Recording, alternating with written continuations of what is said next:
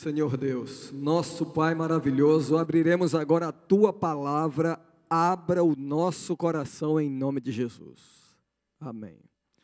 Você entrou na igreja para adorar, você se ajoelhou para orar, você abriu os lábios para louvar.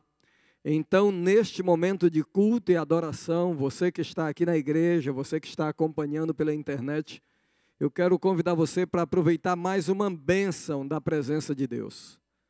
Se você entrou para adorar, você se ajoelhou para orar, abriu os lábios para louvar, que tal agora estender a mão para confraternizar? Olhe para quem está atrás de você, mesmo sentado, olhe para quem está do seu lado e diga: é bom estar contigo na igreja hoje. Um sábado feliz, um 2015 abençoado. Quem sabe você está perto de alguém que não esteve no primeiro dia do ano e nem estará no restante desse ano. Portanto, como essa igreja faz, com alegria, com prazer, diga a satisfação que você tem em receber pessoas especiais na casa de Deus.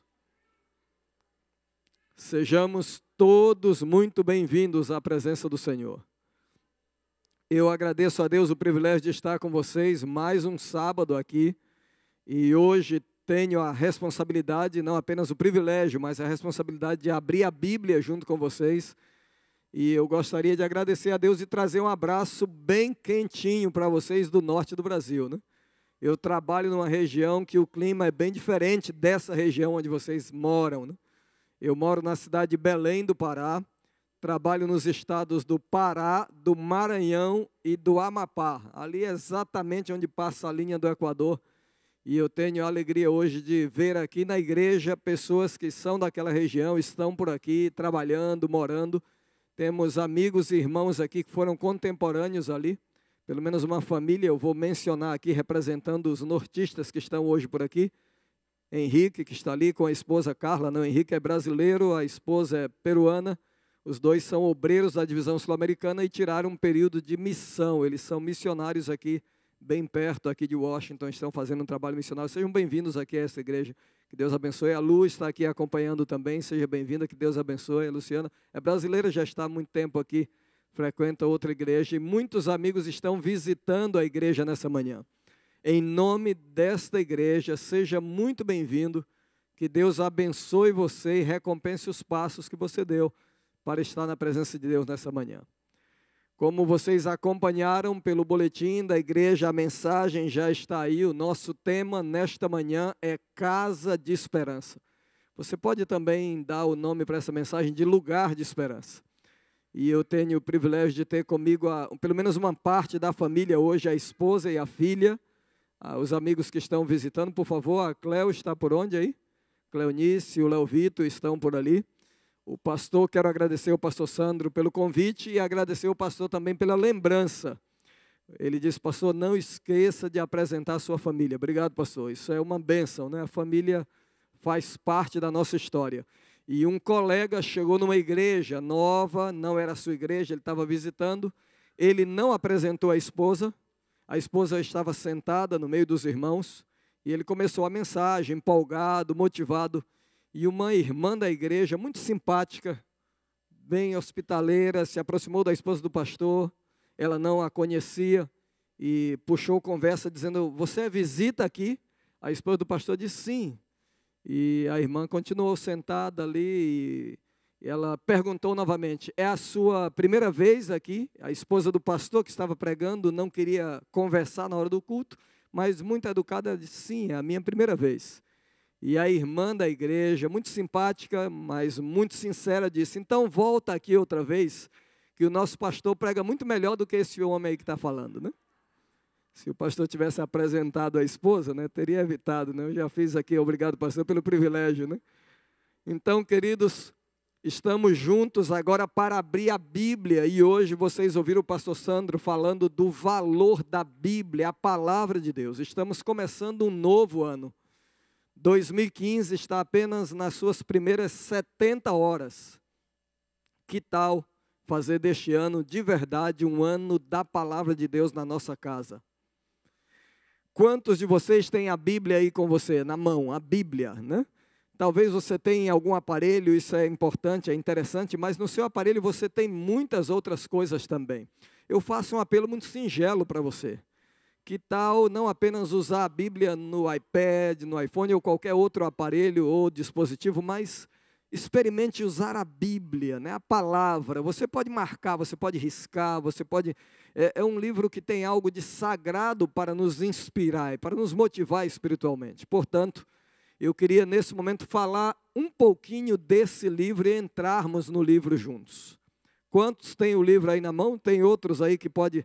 Levante esse livro aí, por favor. Nós chamamos esse livro de Bíblia Sagrada ou Santas Escrituras. Segure na mão, não precisa levantar, não precisa erguer, mas segure na sua mão. Eu queria dizer algumas palavras sobre este livro. A Bíblia Sagrada, livro de Deus, contém a mente de Deus, a condição do homem, o caminho da salvação e a condenação dos pecadores e a felicidade dos cristãos. Suas doutrinas são santas, seus preceitos são justos, as suas histórias são verdadeiras e as suas decisões imutáveis. Leia a Bíblia para ser sábio, creia na Bíblia para viver seguro e pratique a Bíblia para ser um crente sincero e um crente santo. Ela contém luz para dirigir você, alimento para sustentar sua fé, consolo para animar sua alma.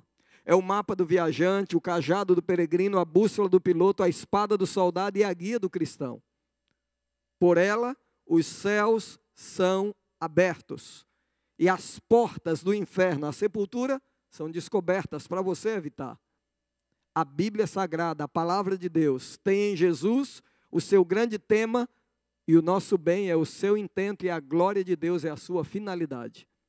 A palavra de Deus, a Bíblia Sagrada, a Santa Escritura, é lhe dada em vida, permanecerá para todo sempre e será aberta no dia do juízo.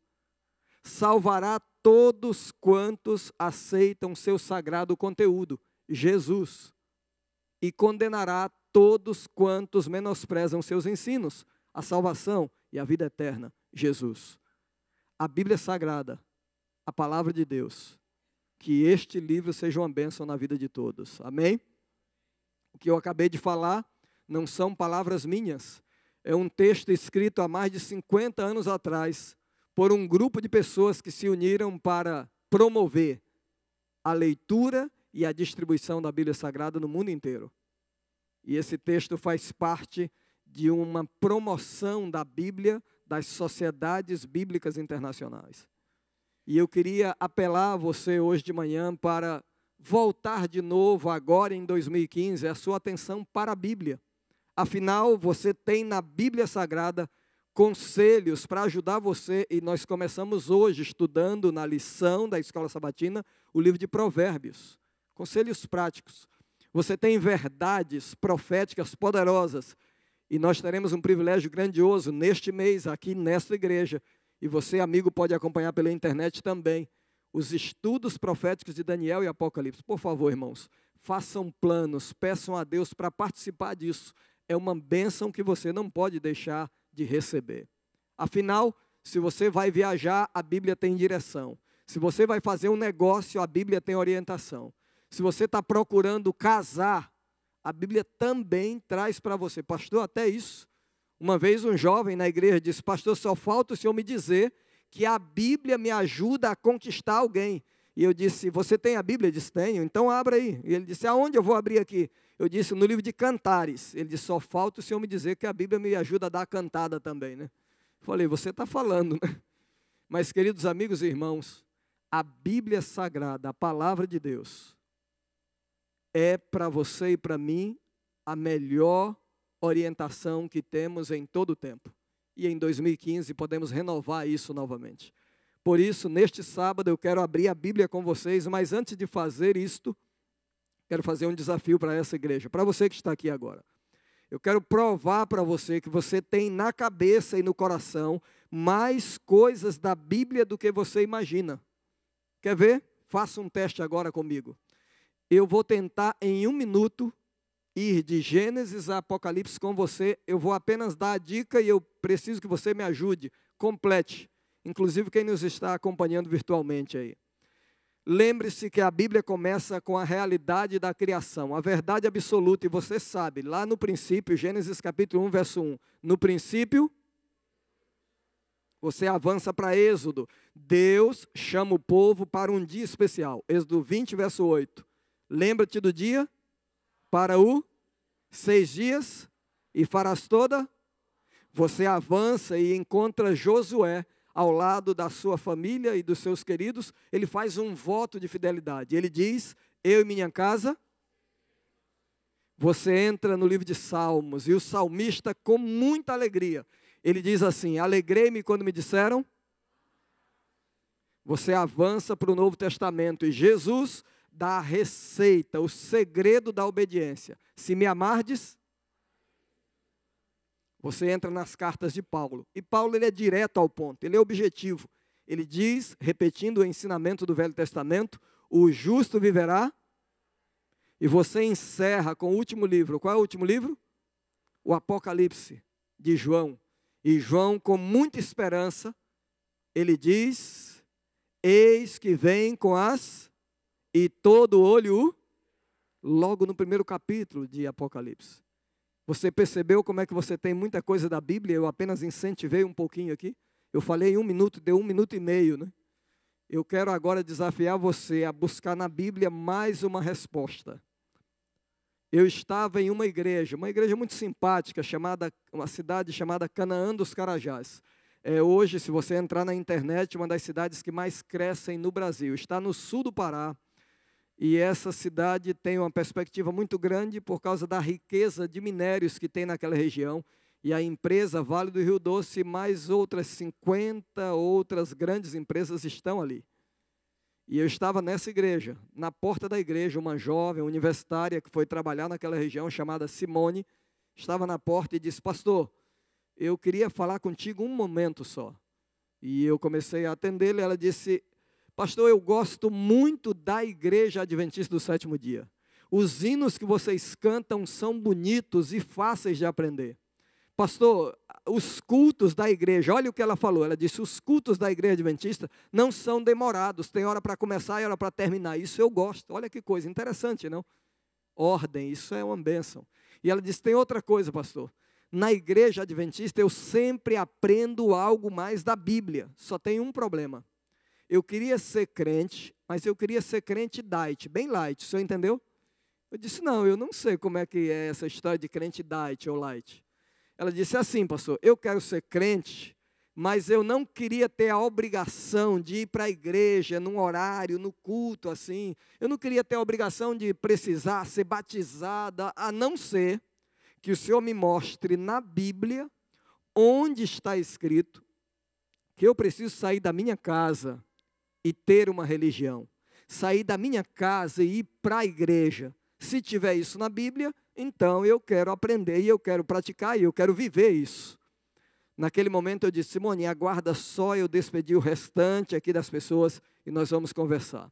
Na verdade, eu precisava de 2 coisas. Primeiro, eu falei a verdade, eu precisava atender as pessoas. Mas segundo, eu precisava de um tempinho para orar e pedir a Deus, porque busquei na minha mente o curso de teologia, busquei na minha mente ali os estudos bíblicos que conhecemos, onde temos na Bíblia razões para sair de casa e ir para a igreja e ter uma religião. E a Bíblia está repleta de Gênesis a Apocalipse de muitas razões. Vocês que estão me ouvindo agora têm, biblicamente, várias razões. Mas eu queria, com muita simplicidade, abrir a Bíblia com você agora e descobrir algumas razões simples, básicas, mas poderosas.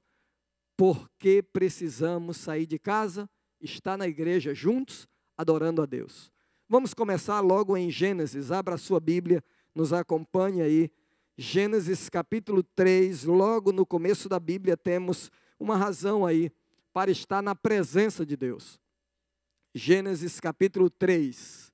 Você pode procurar na sua Bíblia, eu marquei na minha, eu vou tentar aqui falar e vocês vão conferir aí se está escrito aquilo que eu estou dizendo, tá bom? Gênesis capítulo 3, dê uma olhada aí, verso 9. Me ajudem. O que tem na sua Bíblia aí? Qual é a primeira pergunta que aparece aí? O que está escrito no verso 9? Como é que começa o verso 9 na Bíblia de vocês? E chamou o Senhor Deus ao homem e lhe perguntou. O que Deus perguntou, queridos? Onde estás? Deus sabe de tudo, sim ou não? Sim, Ele é onisciente. Esse é um atributo divino. Deus vê todas as coisas, vê ou não vê? Ele é onipresente, outro atributo divino. Ele sabe de tudo e Ele vê todas as coisas. Se Ele sabe, se Ele vê, por que Deus perguntou? A própria Bíblia nos dá a resposta. Veja o verso 8. E quando ouviram a voz de quem? Do Senhor Deus. Olha o verso 8. E quando ouviram a voz do Senhor Deus, que andava onde?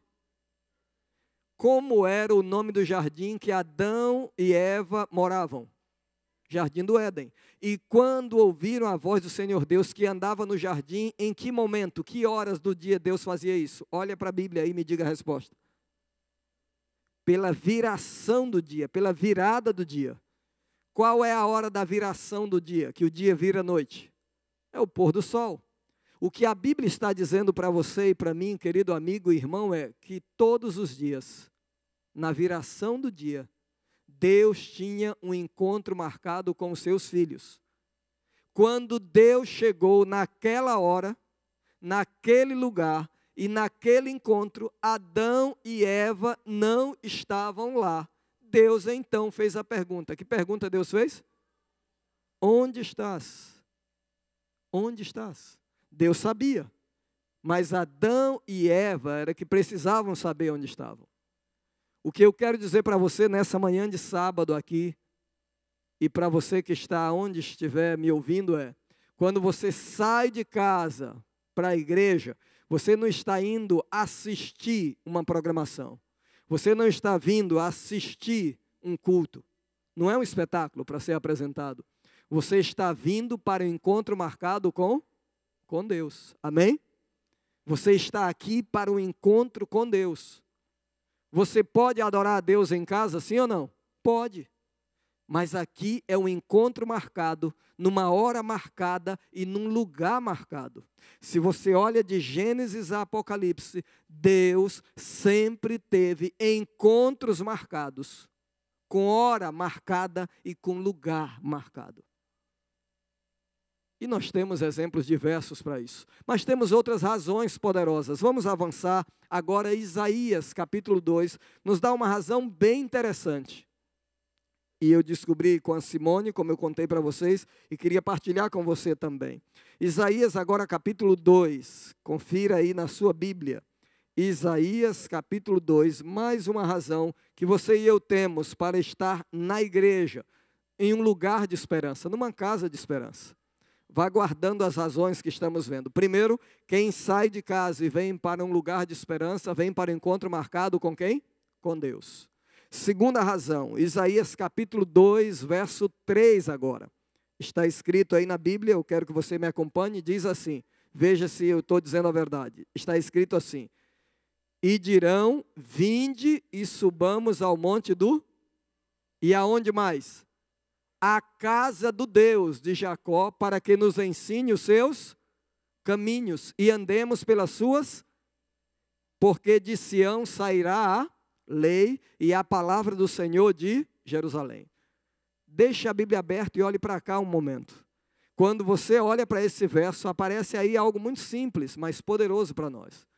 O que está escrito aí, você já sabe, no Velho Testamento, o Monte Sião é conhecido como Monte de Deus. Jerusalém é a cidade de Deus. E o templo é chamado de casa de quem? De Deus.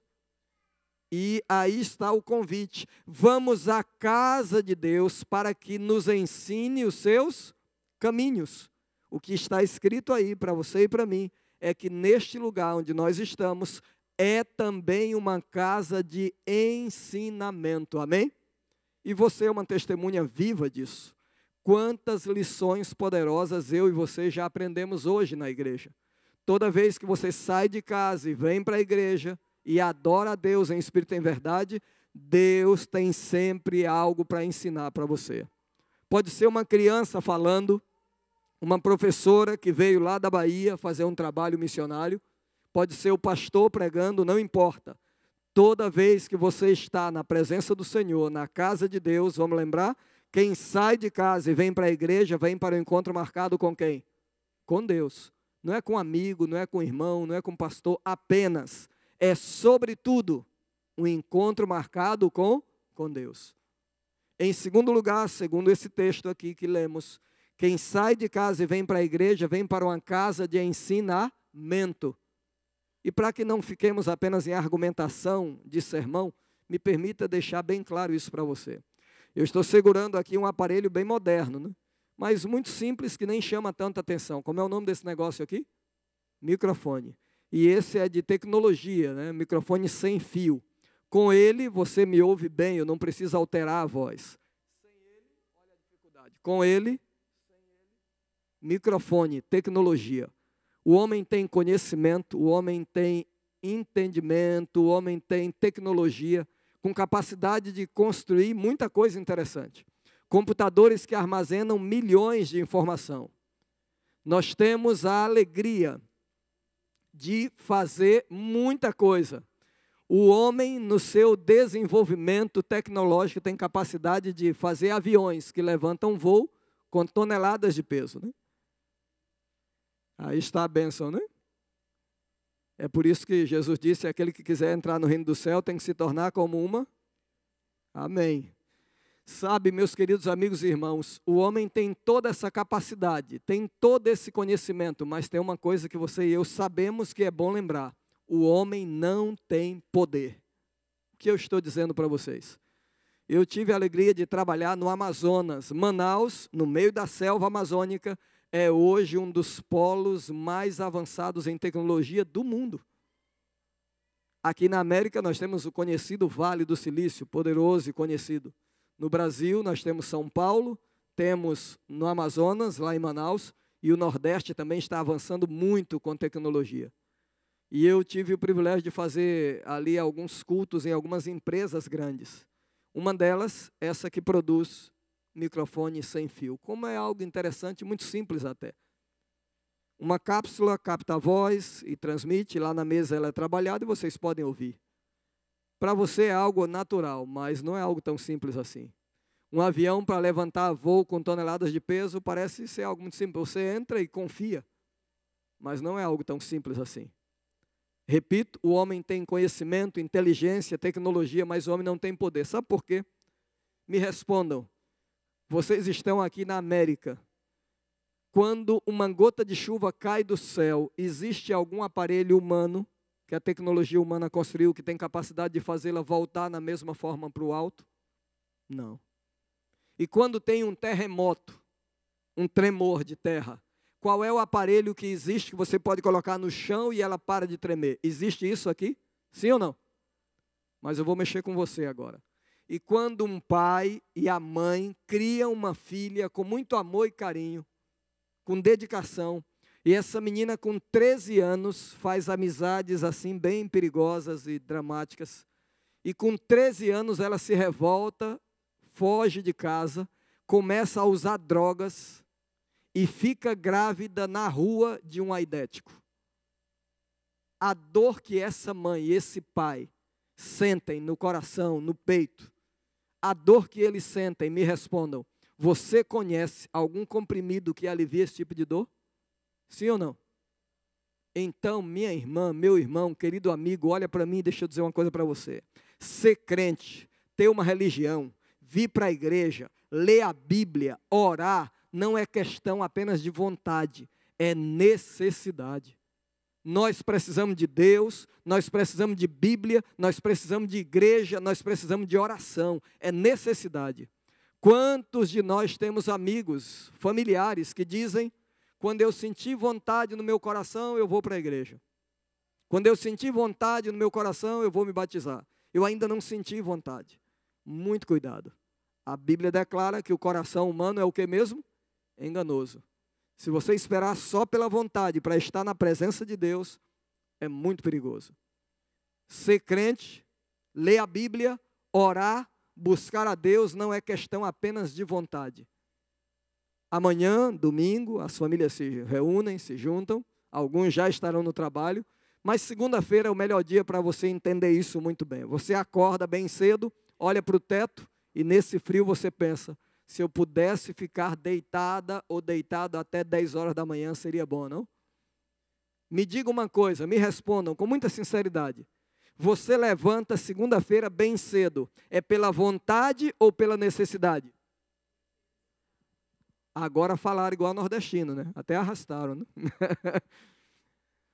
Sabe, meus queridos amigos e irmãos, repito, quem sai de casa e vem para a igreja, vem para o encontro marcado com Deus. Quem sai de casa e vem para a igreja, vem para uma casa de ensinamento, é necessidade.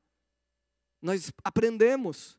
E para que isso fique mais claro ainda, me permita partilhar com você uma das muitas experiências de Billy Graham, um famoso pregador que nós conhecemos. Ele escreveu a sua história.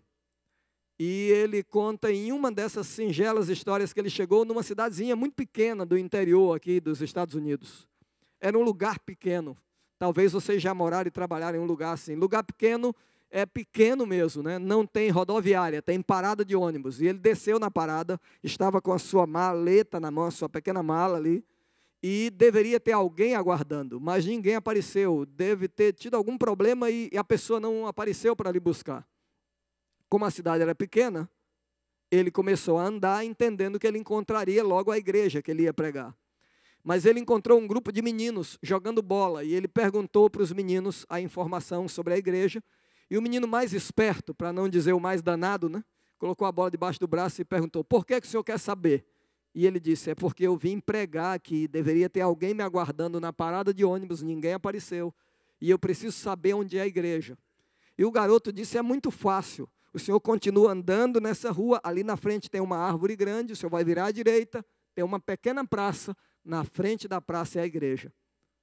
Aquele homem agradeceu, os garotos ali disse, então vocês todos vão agora se arrumar e domingo de manhã, todos vocês na igreja, porque eu vou ensinar para vocês o caminho do céu.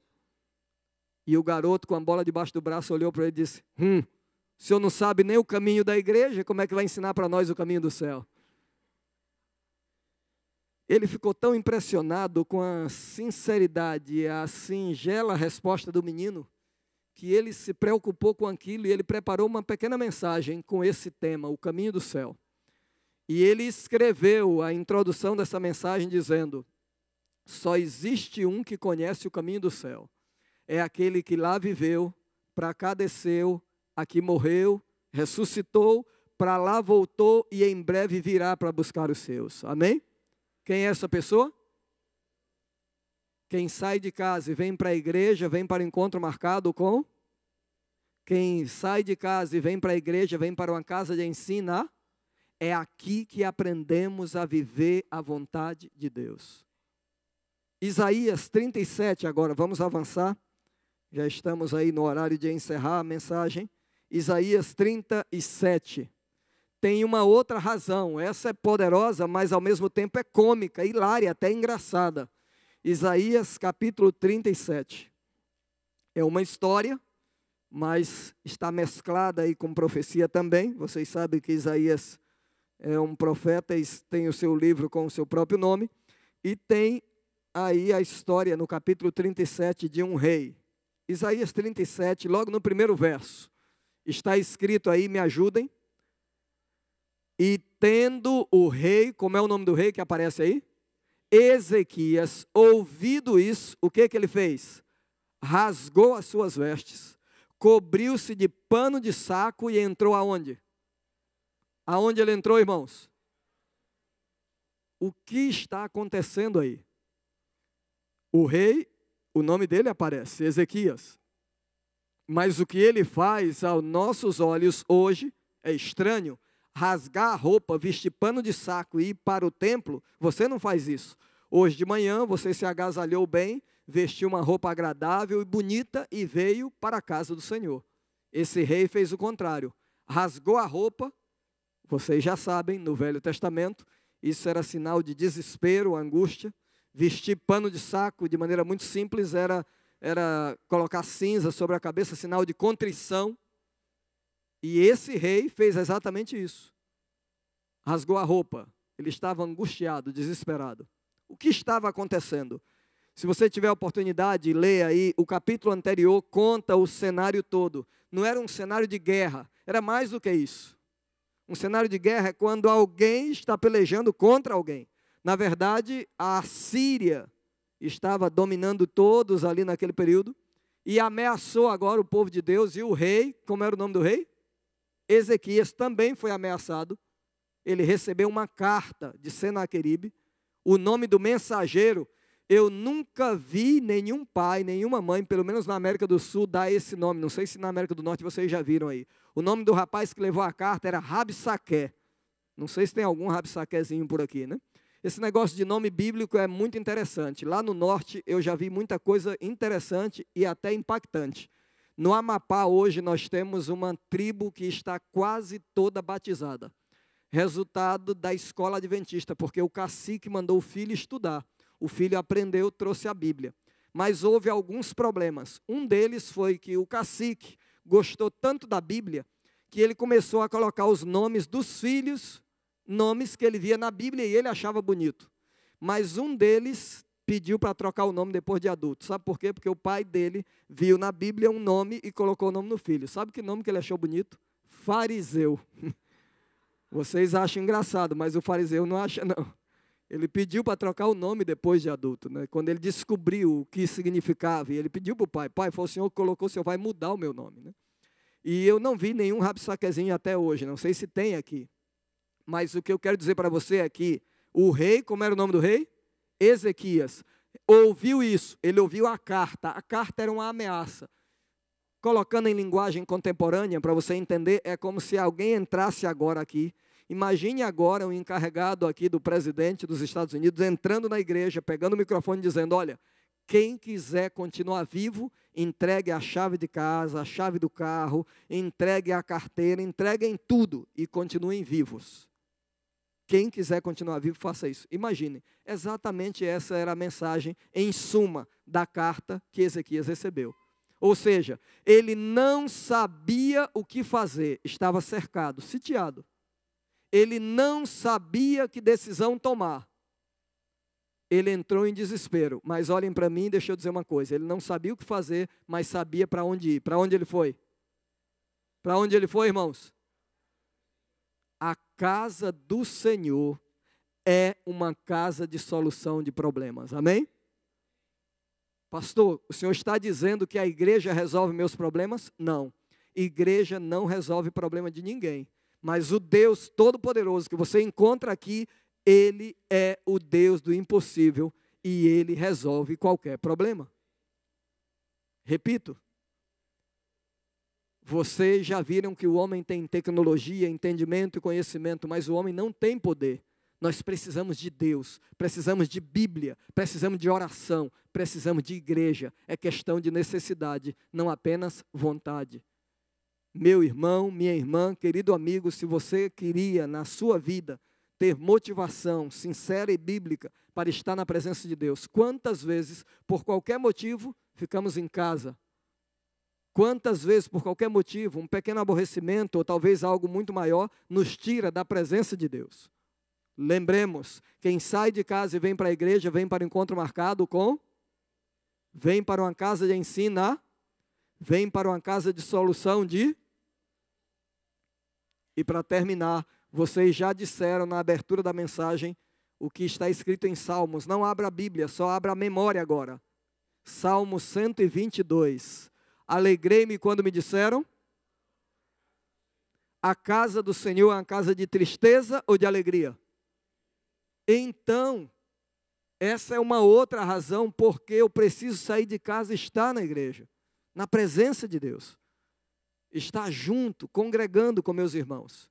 Quantas vezes você já veio para a igreja de cabeça baixa, triste, preocupado, e ao sentar no banco ouve uma canção, um hino que toca teu coração pelo poder do Espírito Santo, que faz você meditar na Jerusalém celestial?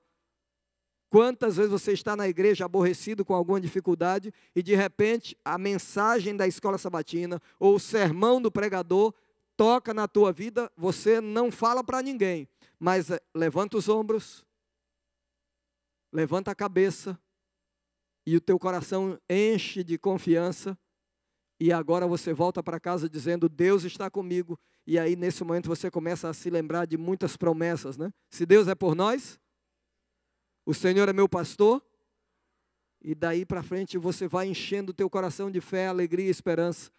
Alegrei-me quando me disseram.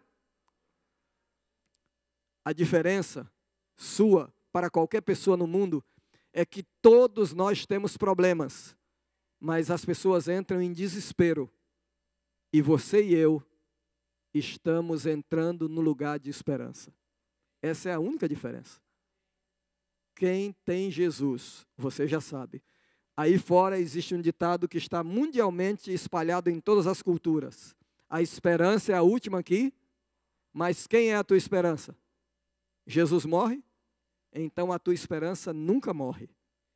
Amém por isso. Eu quero fazer um apelo para você agora. Eu quero fazer a leitura do último texto bíblico e encerrar a mensagem. Mas eu quero ter certeza de que vocês me viram, me ouviram e prestaram atenção. É fácil, me ajudem, por favor. Levante a mão direita para o céu agora, vamos terminar juntos, é um teste bem simples. Levante a mão lá atrás, do lado, as crianças, velho, todo mundo. Quem está vendo pela internet também pode fazer o mesmo teste, simples. Olha para mim agora, vamos lá. Vocês me viram, me ouviram e prestaram atenção. Junto comigo, povo de Deus, homens e mulheres e crianças.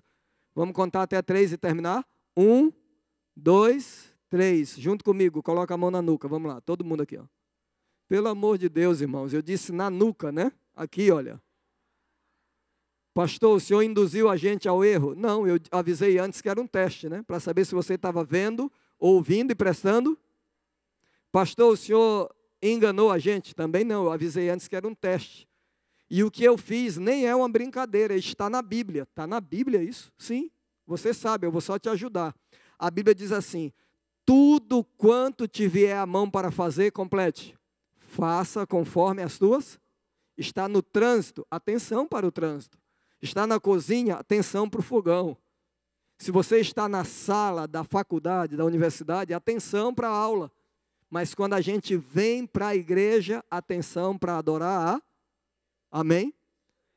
Segundo Salomão, o segredo da prosperidade na vida é fazer tudo bem feito, conforme as tuas forças. Dedique todas as tuas energias naquilo que você está fazendo.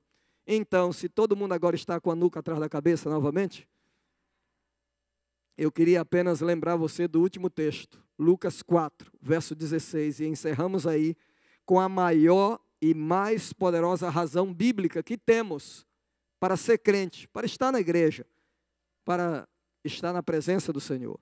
Lucas 4, verso 16. Como eu disse, você pode encontrar muitas outras razões poderosas na Bíblia. Eu escolhi apenas esta para nossa reflexão neste sábado. Lucas capítulo 4, verso 16, está escrito aí. O que diz a Bíblia de vocês? Indo para Nazaré, onde fora criado. Jesus nasceu aonde, irmãos? Aonde Jesus nasceu? Nasceu em Belém e foi criado em Nazaré. Olha outra pegadinha bíblica aí, tá vendo? Atenção. Jesus nasceu em Belém e foi criado em Nazaré. Olha para a Bíblia e diz assim, e indo para Nazaré, onde fora criado, entrou que dia? Aonde? Sinagoga era o lugar de estudo da Bíblia e adoração ali dos judeus, né? Entrou num dia de sábado na sinagoga, segundo o seu... Para vocês aqui, o que é costume? O que significa costume? Hábito. É algo que se faz cotidianamente, rotina. Como eu disse para vocês, eu trabalho no norte. Nós temos o estado do Maranhão. E eu me lembro que alguém brincou aqui, alguns sábados atrás, do maranhês, né?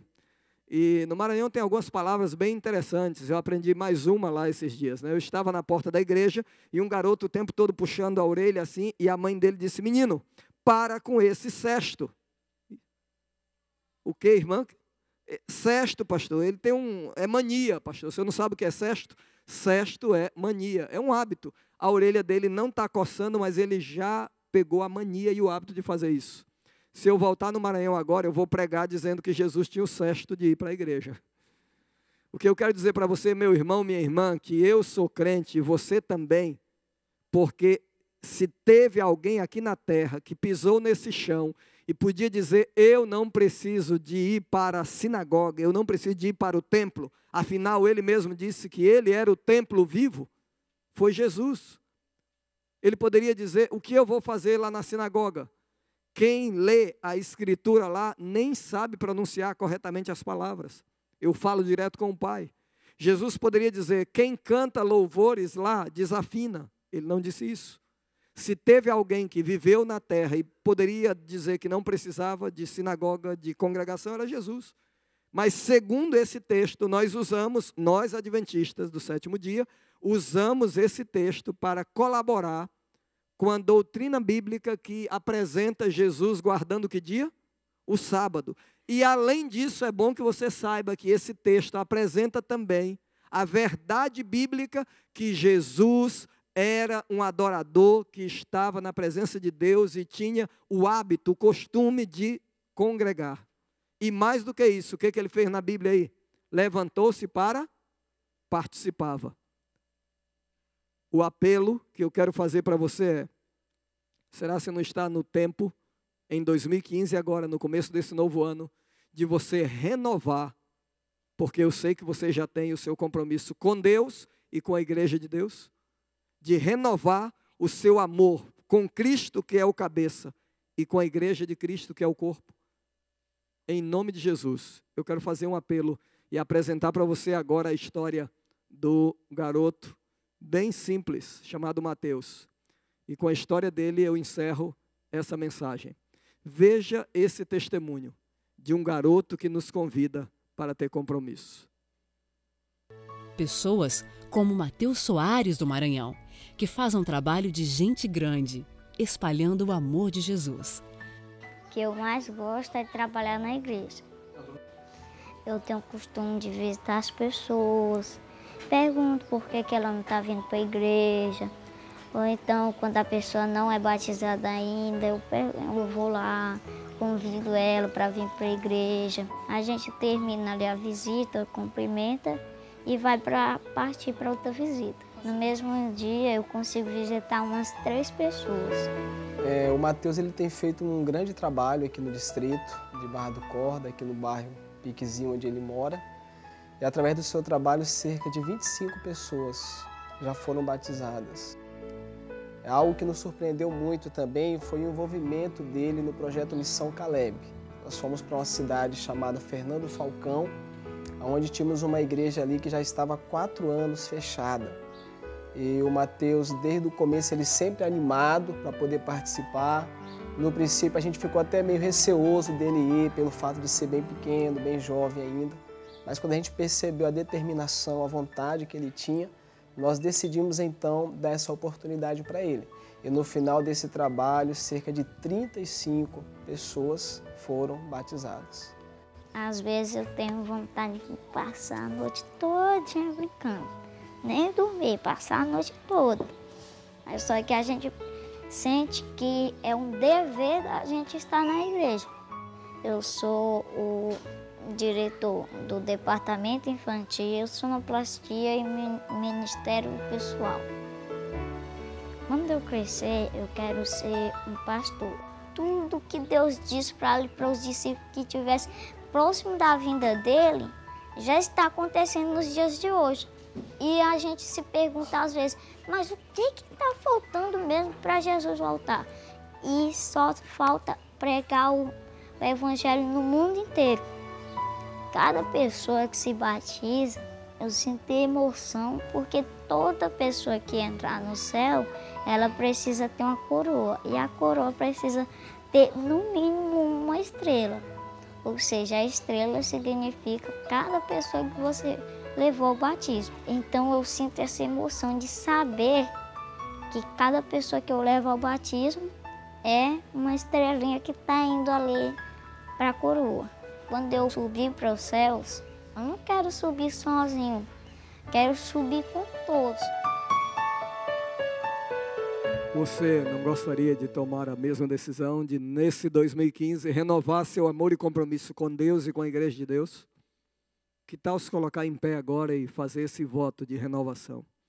Que tal você se levantar agora e juntos orarmos a Deus, reconsagrando nossa vida, nossa família e a nossa igreja. Afinal, a igreja não somos nós. A igreja sou eu. A igreja é você. Oremos.